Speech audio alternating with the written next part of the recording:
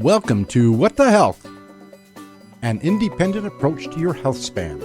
Have you noticed how our healthcare system may not have your best interest in mind? Join Dr. Eckel in this fun and sometimes disturbing exploration of the state of healthcare and what it means for you.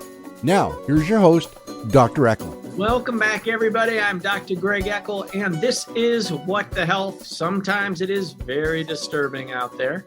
Other times it's actually rather enlightening. And today is one of those enlightening discussions. We're talking brain health, early signs and symptoms of neurodegeneration, near and dear to me, early detection, brain testing, and holistic approaches for your brain health. And my guest today is Anna Fischer Silva. Sorry about that. And she's the founder of Restorative Wellness Solutions, provides advanced education for health practitioners. And she's been at this for a while. Her vision is to ultimately change the prevailing paradigm of what constitutes health and how it's achieved. And I hope we get in on that one today. She's been in practice 23 years and works with the sickest clients who aren't getting answers, kind of the recalcitrant and difficult conditions is what I call that, with autoimmune conditions, biotoxin illness, neurologic imbalances. Her current passion is focused on healthspan and ensuring we stay mentally and physically fit for the entirety of our lifespan. Anne, welcome aboard. Thanks so much. Nice to be here. Yeah, we're really excited. This topic is near and dear to me. And it's often frustrating for folks, especially around brain health, in that there aren't a lot of definitive tests. And as we are aging, our population is aging, we're seeing more and more neurodegeneration. And oftentimes these are symptoms that we've had 10 to 30 years before a diagnosis. So I'm curious what you have been finding over the last 2 decades in practice, early signs and symptoms of neurodegeneration. Well, I think for some people, I can start with, I feel okay, but I don't have great energy, but I'm all right. Sometimes they become forgetful. And, those are the early canaries in the coal mine that can be present for multiple years before actual symptoms of degeneration begin. And I think that a lot of times family members are aware before the actual person with the symptoms are willing to acknowledge. I see that a lot. Sure. I see family members coming forward, really worried about their loved one, that, things just aren't the way that they were before, and really worried about the progression of the disease. So I think as practitioners, we need to be real messengers of the power of early detection. So I'm a big fan of that. Yeah. So, it's a touchy subject, right? There's the one aspect of our society is, get used to it. You're getting old, which we call complete hogwash on that statement, right? Yeah. And then there's the other one where it's way more nuanced in the family of, you might be noticing your mom or your dad or your partner start to slip into some changes that you can't quite put your finger on, right? And so what do you see, like what brings people in to see you and or to other providers? What are you seeing? Well, I think you have to look at a number of different factors that can contribute to this. And sometimes it starts with sleep disorders. Right? It's like sleep is so important. Sometimes it starts with brain fog, and people tend to think that as they age, that's just a normal part of aging, instead of really recognizing that that's an early sign of neurodegenerative decline. Brain fog can certainly be a part of medications, especially if you take those medications with alcohol, but it can also be the result of just existing persistent stress, right? That persistent stress, hello 2022. I think that we really need to look at brain fog as a real early sign of this, especially when it's unabating and it doesn't, becomes chronic. So, thinking about people that have fuzzy thinking or they're just unfocused or unclear, they can't put their finger on something. Almost every client I talk to has brain fog to some degree. And I think, when we have that unremitting stress, we recognize when our body's tired. We know when our body's tired, we need to rest, right? But when our brain is tired, we tend to sort of slog through, right? We just push it and we don't really recognize that we need to take a break and focus and do something different. Yeah, that it's almost like people start pushing the stimulants at that point of, oh, maybe I just need more coffee, or, Right. we're doing something to stimulate our system to kind of get through that fog. But that is a telltale marker of neuroinflammation in particular. That's right. That the conventional land is just not tuned into that. That's where you get the pat answer of, oh, get used to it, you're getting old, because that's what they're seeing with folks as they age. But that is not a normal symptom, right? We talk about common symptoms versus normal. That is definitely not normal. It's So not normal. what else do you see as early signs that maybe not related so much to the brain? We got like word, memory recall, those components, but what are some oddball things that people may not be thinking about? Well, I think I'm such a big believer in testing, and I think that you can use just some standard blood chemistry tests to really identify some early signs. I mean, blood sugar is a huge one, right? Yeah. Like when you see those early signs of insulin dysregulation, that's a red flag. When you look at lipids and you do some ApoE testing, you can find out that there's a real association there. So I think that some people don't have signs. I just recently had a young woman come in. Well, she's in her early 40s. And her mother was really concerning her. She was really worried about her mom's forgetfulness, just couldn't find her words, couldn't keep her thoughts together. And her mom refused all testing. Mostly because her mother died of dementia and she did not want to know. And so her daughter came to me. She's been a longtime client and said, look, can you help my mom? I'm going to pitch this to her. Like, I'll do the testing with her. So we did some genetic testing and we did some neural testing. And the mother agreed. I did it on both of them. And the 40-year-old had early signs, absolutely no symptoms, but the same markers, of dysregulation that her mother had, who's 25 years older. So, sometimes there aren't those early signs. Sometimes you have to be proactive and really dig in and take a look at what's going on. I think that's an awesome strategy for the daughter to take on, and that you just incorporated that in of, we're going to go into this together. So let's talk about that, because there aren't really definitive tests, but you really specialize in functional assessment and have really put together some profound patterns for folks and in your practice and educating other providers around this. So what do you do for the early detection component? Because again, what happens in the Western approach is it waits until somebody has gone past the point of no return, like there's not coming back. And for somebody to refuse all testing, there isn't a great test for dementia, right? In conventional land. So I'm wondering how you couch this, how do you get into this discussion? I think that's a marvelous thing. So anybody watching with, kind of concern for your parents, this is a great way of doing it.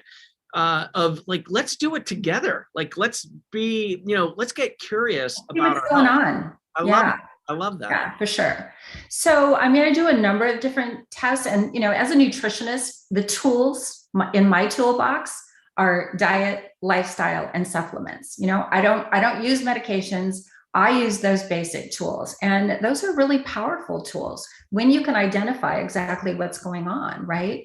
So, I look at a standard blood chemistry, and some of the things that I think about are, I'm looking at homocysteine. Is the methylation pathway adequate? I'm looking at those blood sugar markers. I'm looking at, insulin and a hemoglobin A1C. Are there signs of dysregulation there? I'm looking for inflammation, signs of inflammation. I'm looking at oxidative stress markers. So these are just standard markers on a blood chemistry panel it's like, reading tea leaves. You can get so much information about what's going on. You can also look at genetics, right? you can look to see if there are some of those genetic markers that can be telltale signs of potential brain dysfunction. That's really great to know, because you don't know if those genes are turned on, but you have the propensity, and you can make some lifestyle adjustments to make sure that doesn't happen. And then, of course, we want to make sure that our hormones are well regulated. So we need to make sure that our cortisol is in, has a nice diurnal rhythm. We want to make sure that our DHEA is adequate. The studies are pretty clear that, hypercortisolism is a real factor for brain dysregulation, and low DHEA can be too. So we want to make sure that that's in good regulation. And I want to make sure folks will understand cortisol. So maybe tell us about that a little bit more for folks that may not be so familiar with the term. Sure. So we talked a little bit about stress and how, stress can really carve that deep groove of anxiety for a lot of people. And cortisol is our primary stress handling hormone, and it's secreted by the adrenal glands, as is DHEA. And so we want to make sure that cortisol, the rhythm that we have of cortisol is really optimal. That's what's going to make sure that our brain is operating optimally as well, and making sure that adrenaline, I think most people know about that one, right? Epinephrine, these are the stress hormones that can really affect our brain long term. So we want to look at those hormones and make sure that that they're well regulated. It's a way of determining how someone is managing their stress as well. Awesome. Thank you for that. So that kind of ties into some of those early signs that people may not have put together with, like, the sleep issues, and that is influencing the insomnia or restless sleep or waking frequently. You also mentioned homocysteine. So I want to make sure folks are tuned into that with methylation. So how do you explain that to your providers, patients, et cetera? Because those aren't really run on an annual exam, let's say through Medicare or anything like that. So unfortunately, no. Yeah. I wish that it was. Yeah. So homocysteine is a metabolite in one of the liver's primary detoxification pathways. And the literature tells us that when homocysteine is elevated, that it's a sign that this pathway that we're not really detoxing properly. And there's a huge connection with elevated homocysteine and poor methylation, this primary detoxification pathway. And there's a huge association when homocysteine is elevated with an increased risk of cardiovascular events like stroke.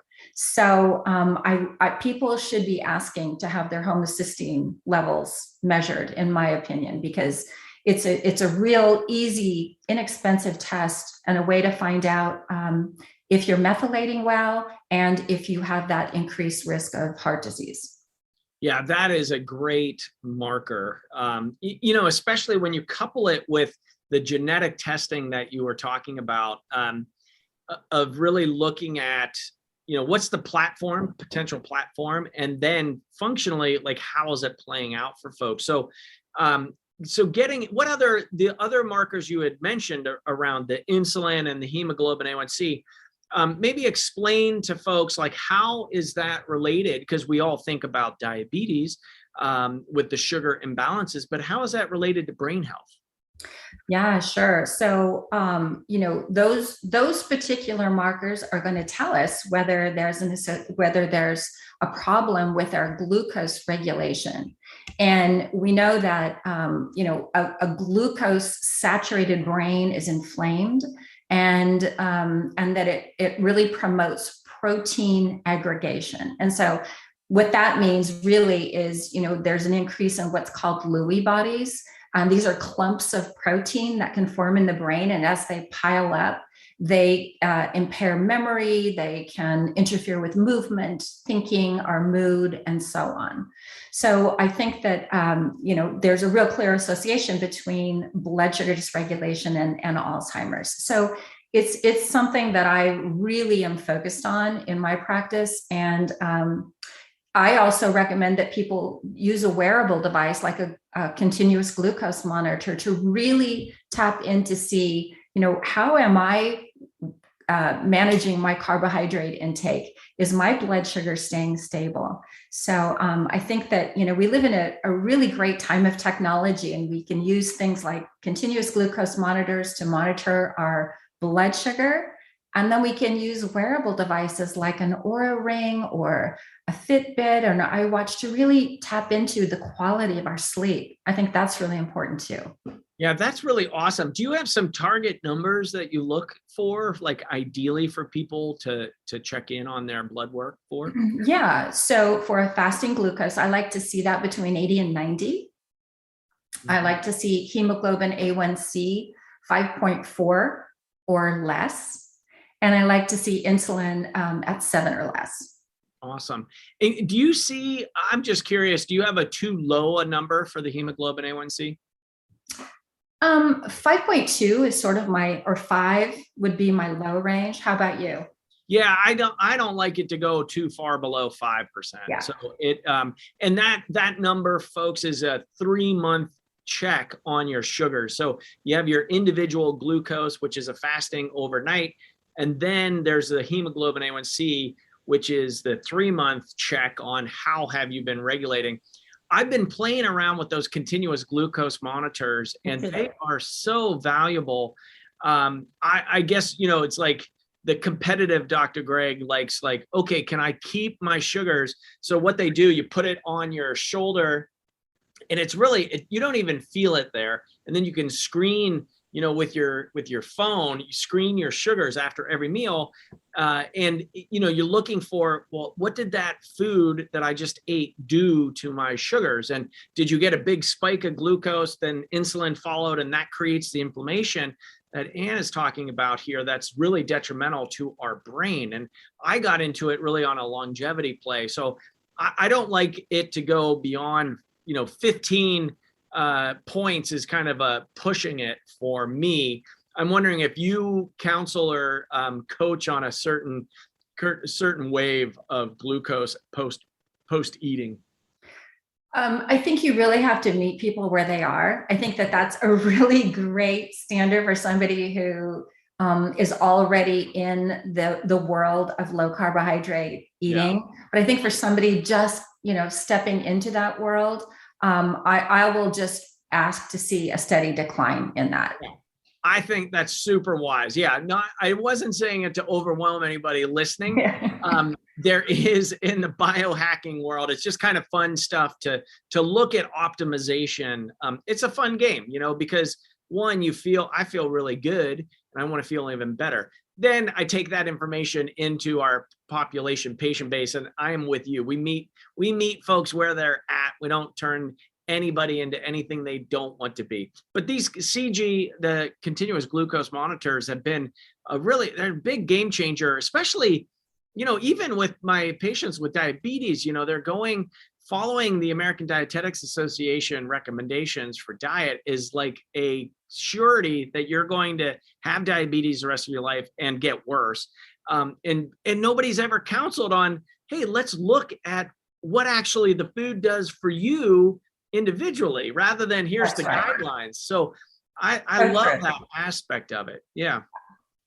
I also think that we really need to look at digestive capacity. The gut is often called the second brain, and the GI tract is a major immune center, and it's also a major site of inflammation. And the research is really clear that when we have most people have heard of the term leaky gut or intestinal permeability, and the research tells us that when we have a leaky gut, it's almost guaranteed that we're going to have a leaky brain as well, that there's going to be that blood-brain permeability, right? So I recommend a comprehensive stool analysis on everybody that I work with. Yeah, love that. And people go, well, I digest just fine, but most people don't. Most people don't.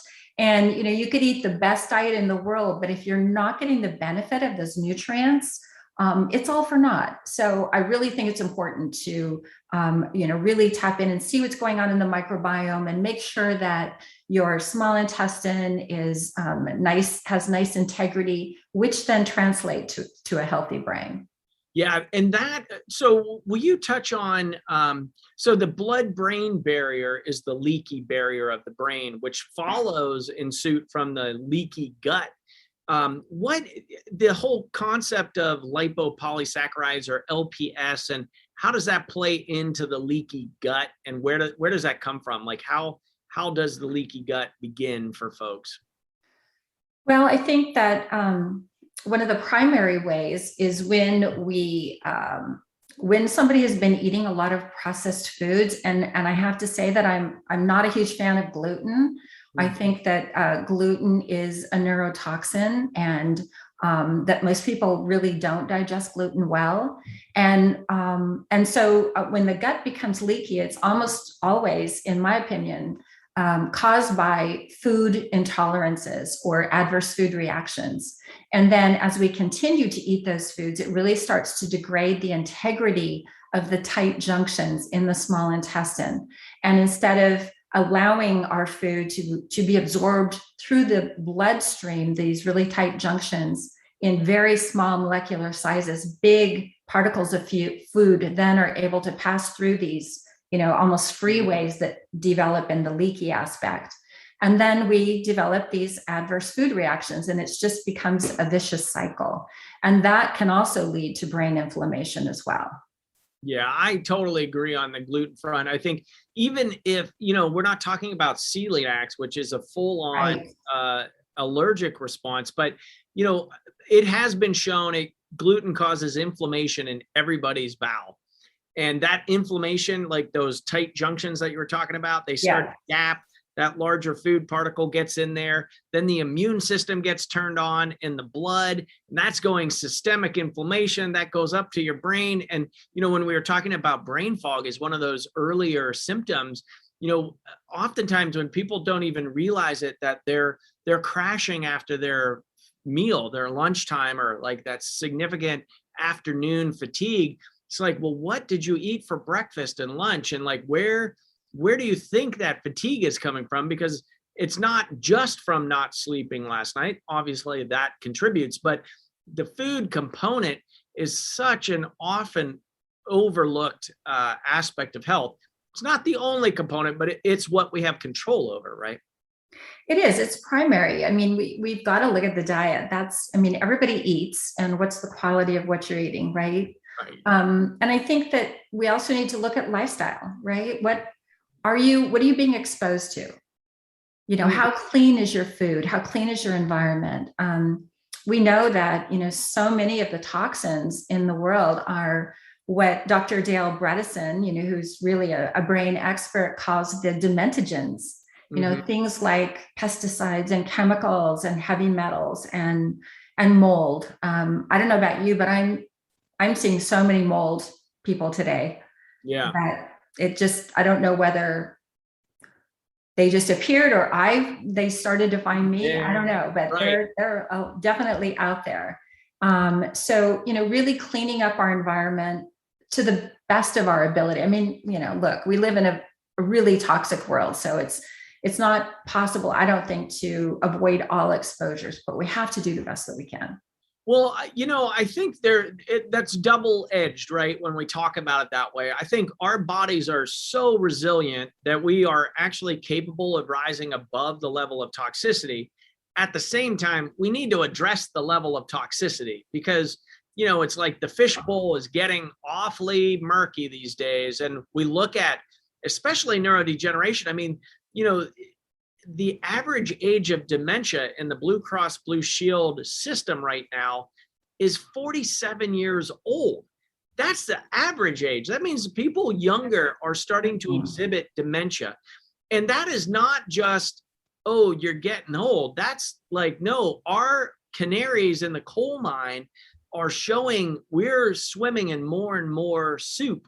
And whatever that is, it's like cumulative nature out there. So, I think we definitely need to pay attention to that, but also we're not in a when I started learning about environmental science, you can get really depressed, right? Like when you're saying like, oh my gosh, we're exposed to all of this.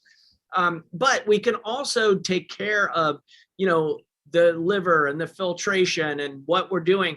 The other aspect, I'm curious if you're addressing that, like what goes in, like mindset and beliefs. Is that a piece of the puzzle that you see as being important?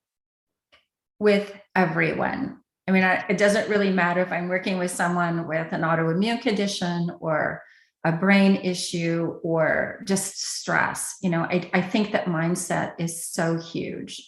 So it's a big part of what I do is, what do you believe?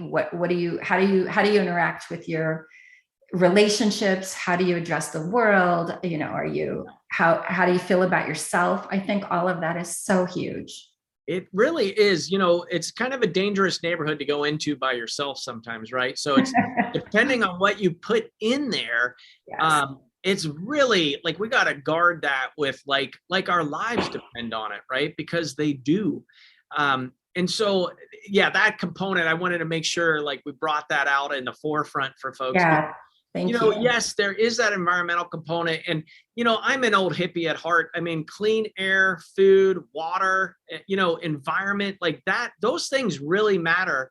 And really keeping those in the discussion, especially as we talk about health, our job as providers is really addressing the underlying root imbalance. And that's a big cause, with like Dr. Bredesen talking about the demetogens of pesticides and herbicides and all of those toxicants, they're just not meant to be in our body.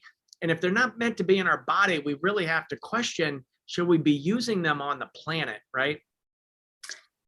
I think that there's this multi-generational effect too. And I mean, I've seen it within the lifetime of my practice. So I've been in practice 23 years.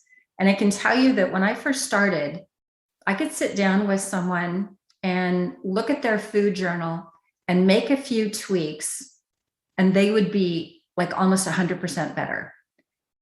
Fast forward 23 years, and that isn't possible anymore. Of course, I'm still working with the diet and I'm making those same tweaks, but people are so much sicker today, sadly. And I think that there's this multiple generational effect of how many generations have now been on processed foods and how many generations have more, turned on genetic defects. So I think that we need to be even more careful and aware of how we live today.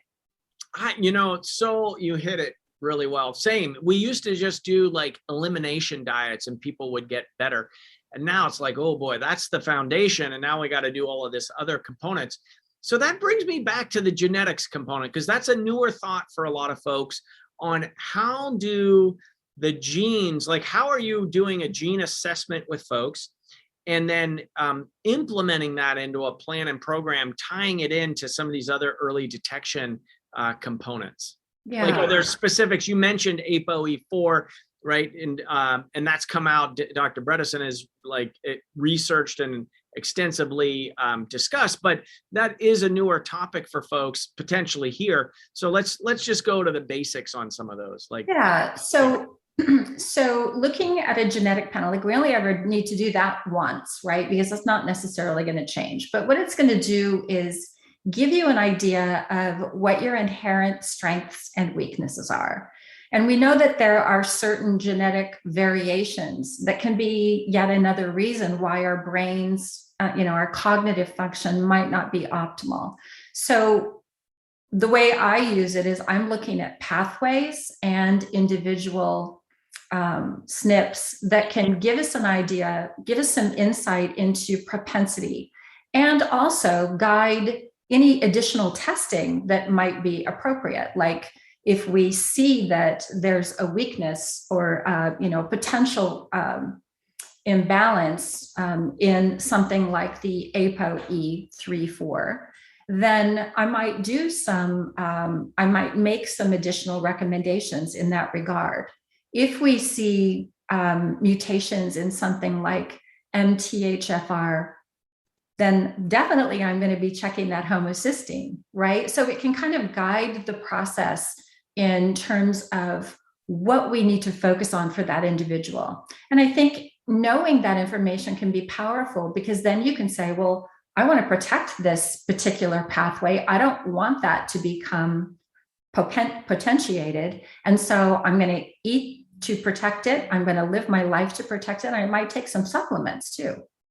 Yeah, I find it can be really motivating for folks to actually see it in a report from their self, right? It's from their blood, their DNA saying, hey, you have this platform. It may or may not be an issue because the epigenetics or the solution around it, but we're just talking about how we are swimming around in this soup. So the odds are high that they're going to eventually be an issue. So, motivating for folks. The way I like to bring it up is kind of put you to the front of the class, because then we can pick therapeutics specifically for your genetic platform. So it's kind of a nice way that I've incorporated that into the discussion with folks. Do you have any specific brain testing that can be helpful here? I really like, the Neural Health Panel by Vibrant America. That's one that I use frequently, and it's pretty simple, but I find that it's really useful. It can kind of help guide lifestyle, dietary, and therapeutic recommendations. And it includes biomarkers that are definitely associated with brain or cognitive decline. So as a nutritionist, I don't diagnose. I can't treat anything, but I can use objective testing to guide my process. So that's how I use it. So what that test really looks at are markers that can tell us about that blood-brain permeability, that leaky brain. It can tell us if there's some protein accumulation, and those are things like amyloid beta proteins or tau proteins. That can, it's not telling you that you have Alzheimer's. It's not telling you that there is dementia, but it's telling you that there are some physical manifestations that are occurring that we can then take action on and reverse. Got it. That's awesome. Do you have other panels that you're looking at more on the kind of that wellness front and or kind of the accumulation front, I guess would be one way of looking at that? Can you ask that again? Because I'm not sure. Yeah. So the neural health, the Vibrant Neural Health gives you a whole slew of markers specifically on brain health. Wondering if there are other specifics that you're looking at. I don't know, functional medicine tests, EEGs, or anything like that. Any other tests on the brain? Well, there is another test, the Neural Health Zoomer, which is really looking at autoantibodies, brain autoantibodies. That's a little bit more sophisticated. I've used that with a few people, but I find that the Neural Health Panel is really motivating for people to see when that's occurring. Yeah. And that is the test that I did with the 40-year-old and her 67-year-old mother. That was like, okay, this is real. We're making some changes here. So, and then, really with everybody, I'm going to do a stool test. I'm going to do a food sensitivity test. I'm going to do a comprehensive blood panel, and I'm going to do a genetic panel. So I'm looking at all of those fronts and really developing a bio-individualized program for that person. Yeah, perfect. Yeah, that's really covering a lot of facets for their health for them. I'm wondering as well, in that couple, like let's just use them as the example to talk about. So have you been working with them for a while, and are you seeing like mother-daughter changes, or what's happening with them? Absolutely. Yeah. So I did all of those tests on them, and the mother, the woman with the signs and symptoms of dementia, and her mother died of dementia, has made, a complete change in her diet. She was, of that generation where she would wake up in the morning and start coffee and drink it all day long. The pot was just always on the burner, Yeah. My parents used to do that. And so when we did food sensitivity testing, caffeine and coffee both came up as an issue for her. So that was the one thing I thought I would lose her on, because she was so into coffee. Yeah. She completely cut it out, and has done all of the gut healing work that I've asked her to do. I mean, really, I'm not doing anything specific for her brain, but I'm managing her blood sugar. We're optimizing digestion. We're working on lifestyle and getting her moving and exercising, and,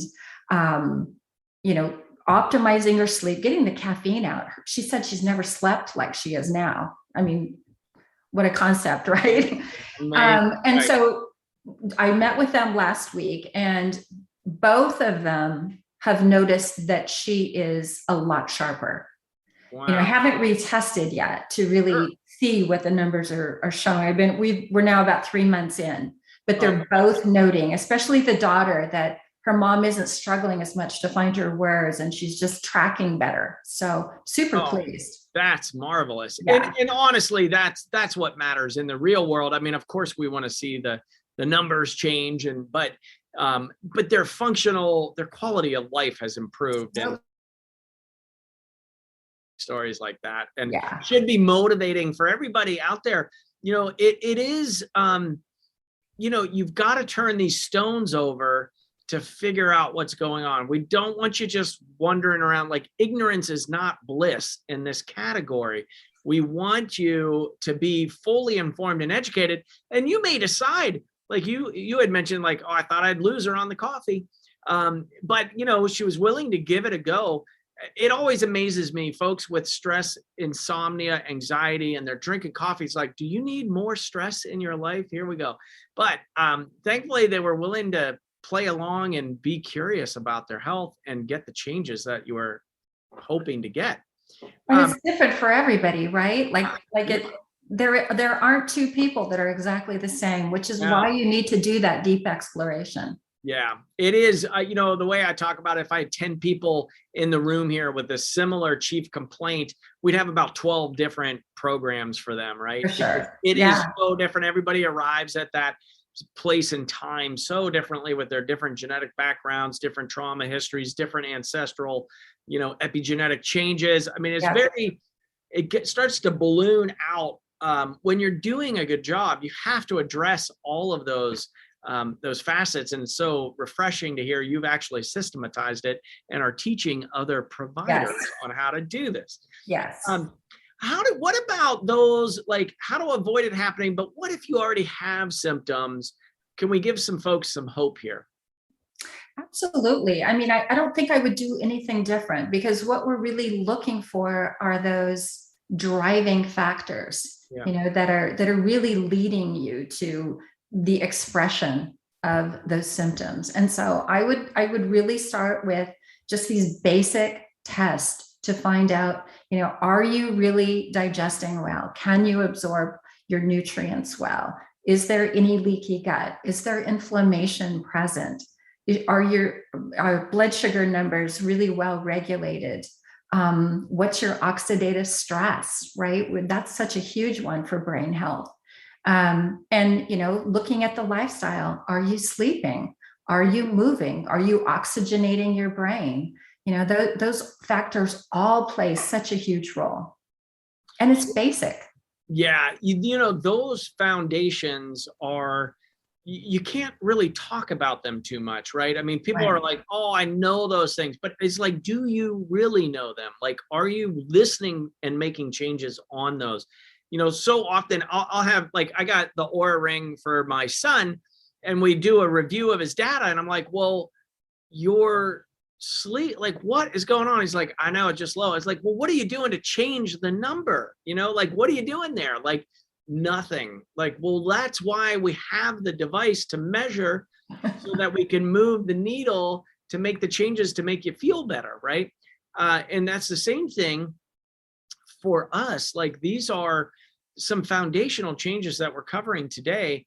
I'm wondering if you gave, like, the top 3 items for brain health that you recommend, like on that level of, like, actionable items for people to really check in with and do. I think I would have to say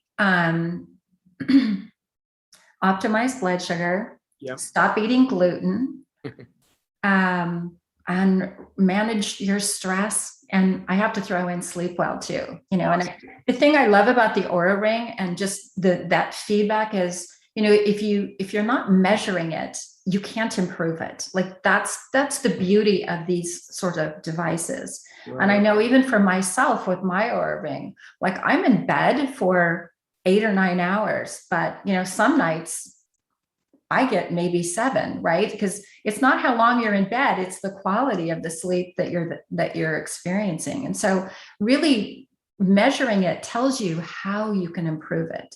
So those would be my top 3.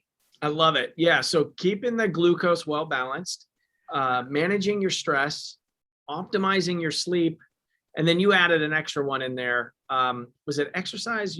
Gluten. Oh my gosh, yes, gluten. Got the gluten. And that is a big one.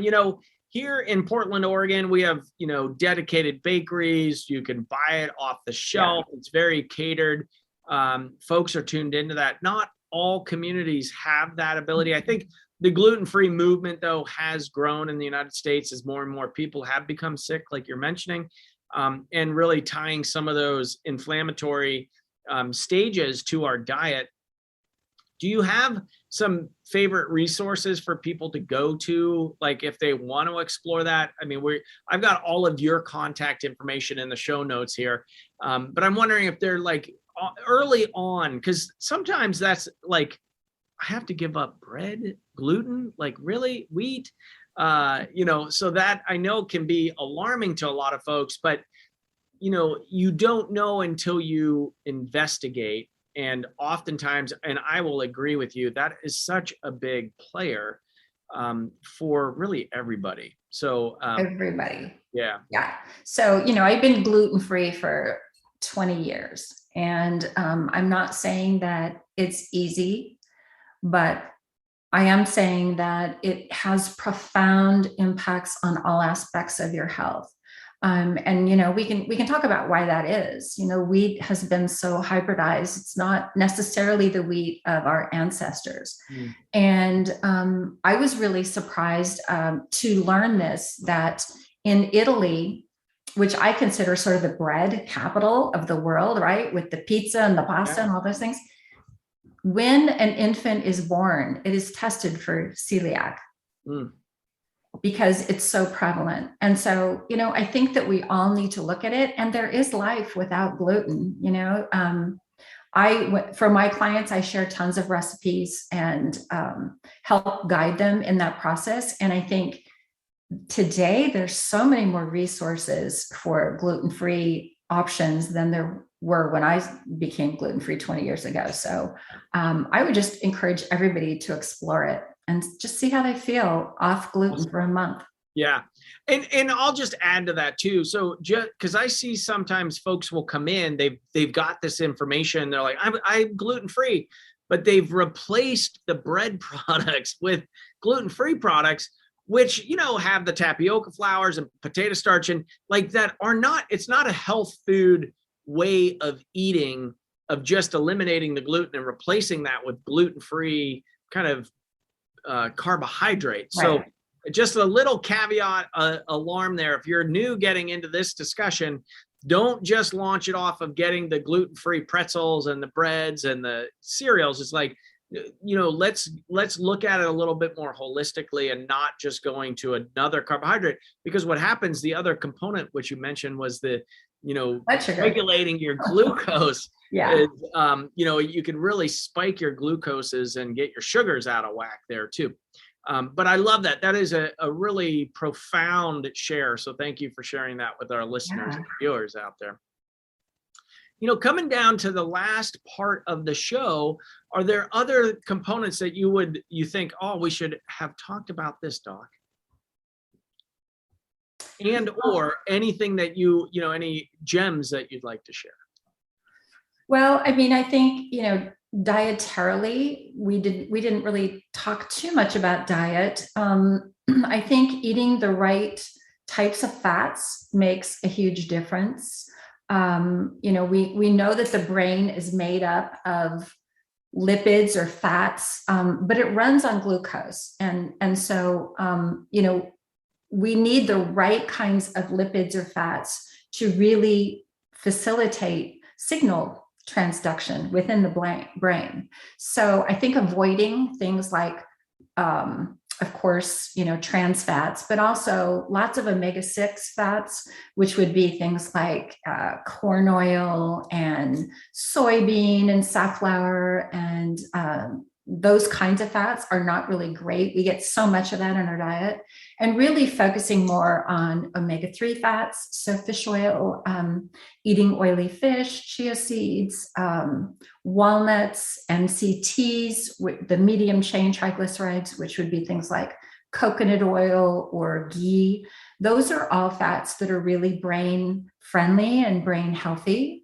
And then I think, there are also some foods that can really improve brain cell stability and communication. And so those would again be things like walnuts and olive oil, turmeric, rosemary, dark chocolate, which is always a good one for people. Yes. And then, like we've said over and over again, really avoiding sugar and refined carbohydrates, which lead to that poor insulin control.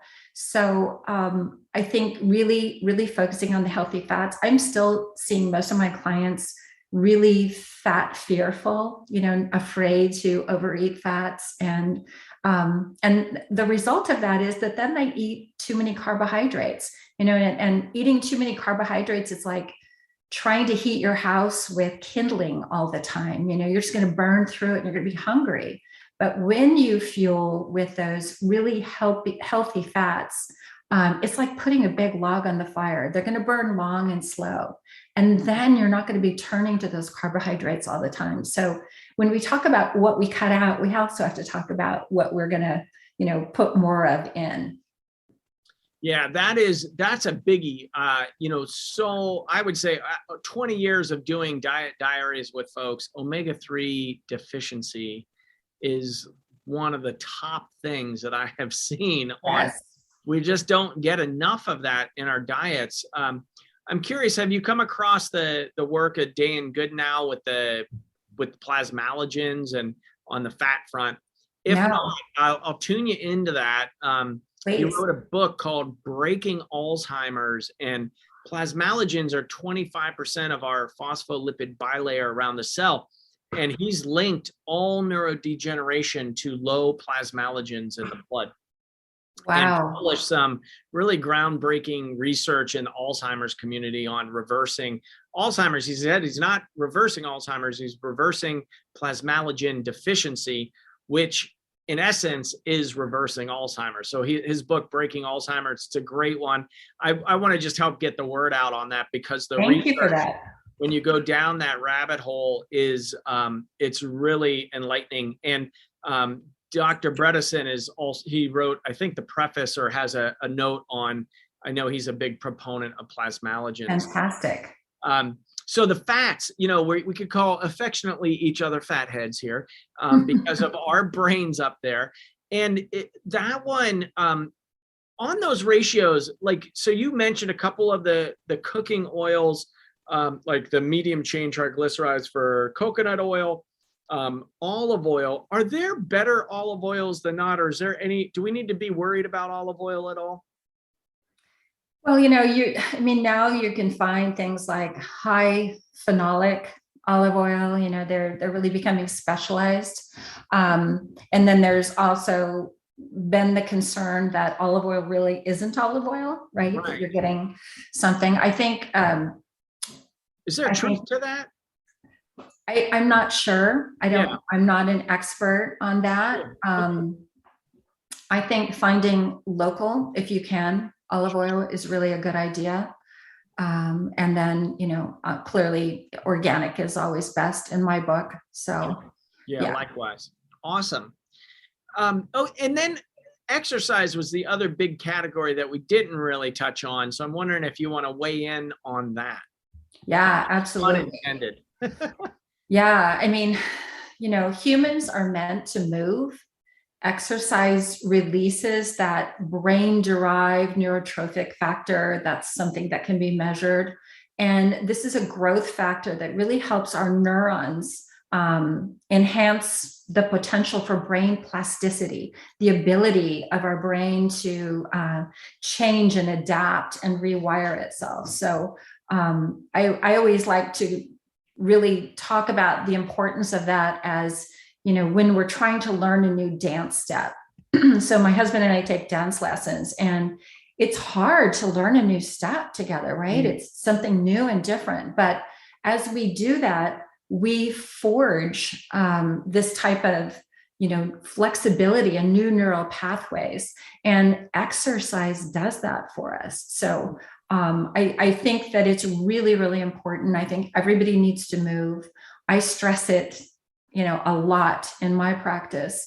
And it also helps us improve, growth hormones and helps us recover from trauma. I mean, there's just so many great things about exercise, and who doesn't feel better when they're moving? I think it's one of those things that people need to just start developing that habit and bringing it in.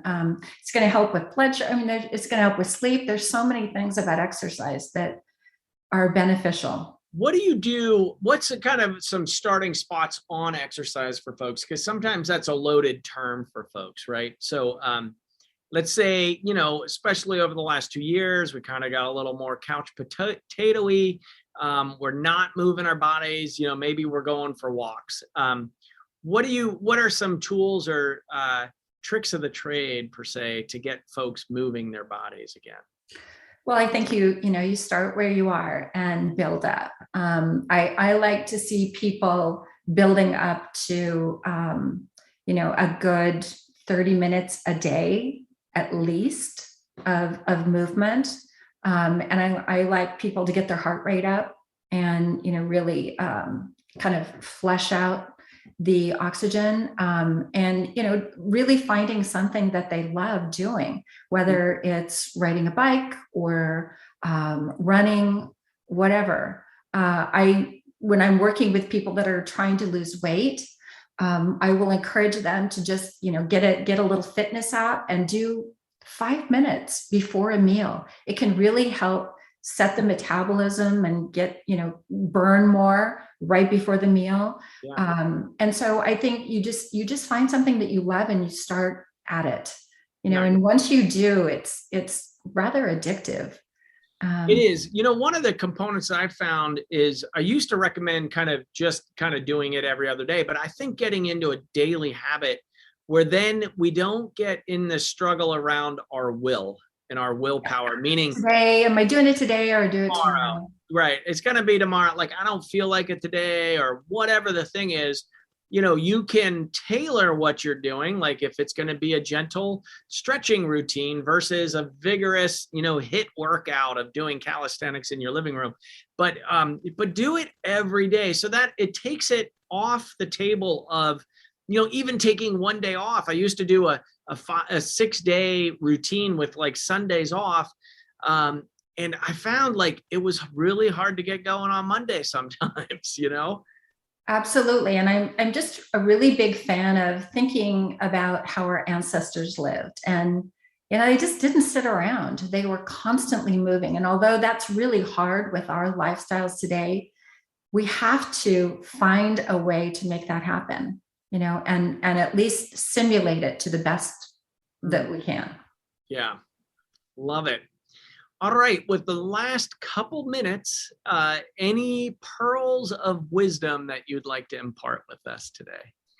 I just think that really recommending that people do some investigation and find somebody that they can work with that is willing to look at some of these basic functions and really easy ways to assess these underlying drivers of neurodegeneration. And the sooner the better, since we know that it happens decades before symptoms appear, be proactive about it and really do some investigation around your own biochemistry and really doing that is just going to set you up for a better quality of life moving forward.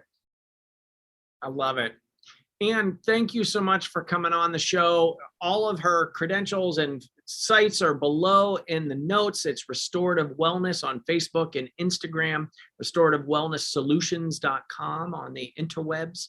And everybody, this was one near and dear to me: brain health, neurodegeneration, early detection. Please share this with your loved ones. Get into action on this as well. So think of 2 people that you could share this show with. Tell them why you're sharing it, because you love them, of course. But in particular, what was your take-home message of what was the 1 or 2 things that you're going to do? I'd love to see if you've got it on one of the platforms where we have some comments below. Tell me what you're putting into action, because this is the year. We're getting into action, 2022. Everybody, this is What the Health. We are here on the Contact Talk Radio, Tuesdays from 2 to 3 Pacific. We will see you next week. Bye, everybody.